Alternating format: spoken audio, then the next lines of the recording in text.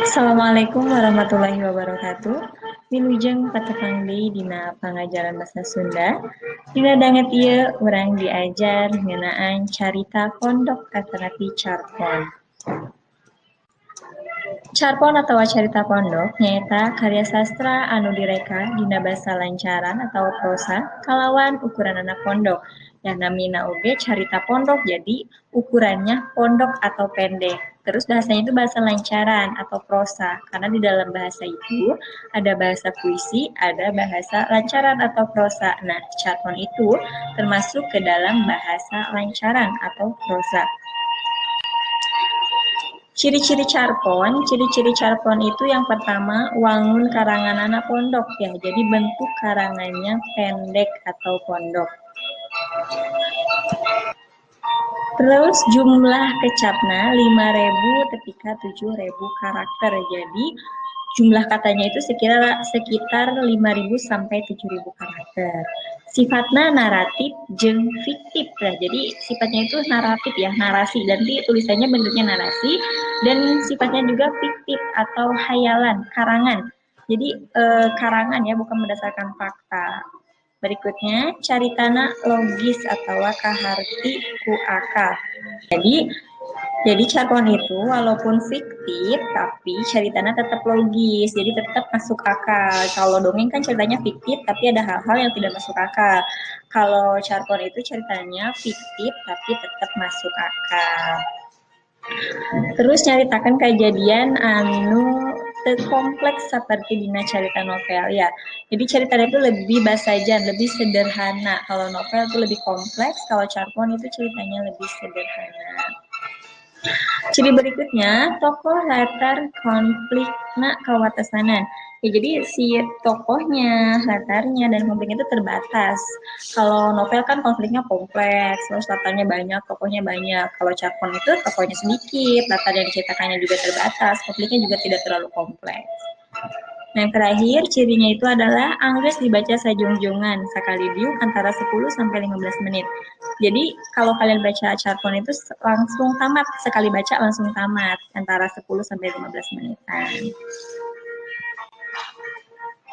Nah, carpon Sunda anu munggaran atau nominasi atau yang pertama terbit itu adalah Dog-Dog Pangrewong, karyanya GS tahun 1930. Nah, sedangkan di bahasa Indonesia ada cerpen pertama itu Teman Duduk tahun 1936. Jadi carpon itu di dalam bahasa Sunda udah lebih duluan terbit ya daripada di dalam bahasa Indonesia. Di bahasa Sunda itu tahun 1930, sedangkan di bahasa Indonesia itu tahun 1936. Berikutnya ada unsur intrinsik carpon. Yang pertama ada jejer atau tema. Nah, ini hal atanapi gagasan anu ditepikeun ku pangarang dina karyana. Jadi, gagasan utama yang disampaikan pengarang dalam karyanya. Yang kedua ada palaku jeung watak. Palaku itu adalah tokoh anu dilalakonkeun atau anu ngalalakon dina eta carita, yaitu sedangkan watak itu adalah watak dari tokoh yang diceritakan tersebut. Dilalakonkeun itu diceritakannya. Terus ada latar atau setting. Nah, latar itu biasanya meliputi waktu, tempat, dan juga suasana berlangsungnya kejadian di dalam cerita tersebut.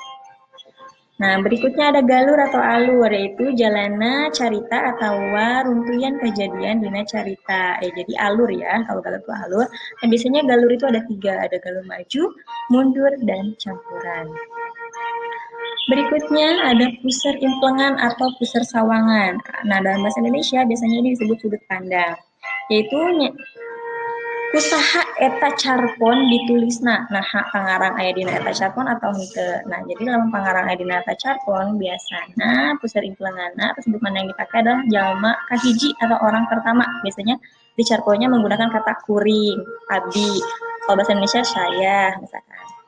Nah, kalau yang menggunakan kalau tidak ada di dalam cerita, si pengarangnya berarti menggunakan sudut pandang orang ketiga atau jalma katilu, misalkan manehna atau pakai nama, misalkan Asep atau siapa. Nah, itu ya. Jadi sudut pandang itu biasanya ada jalma kahiji, jalma katilu. Kahiji itu contohnya ceritanya pakai kata kuring atau abdi atau kata ganti orang pertama.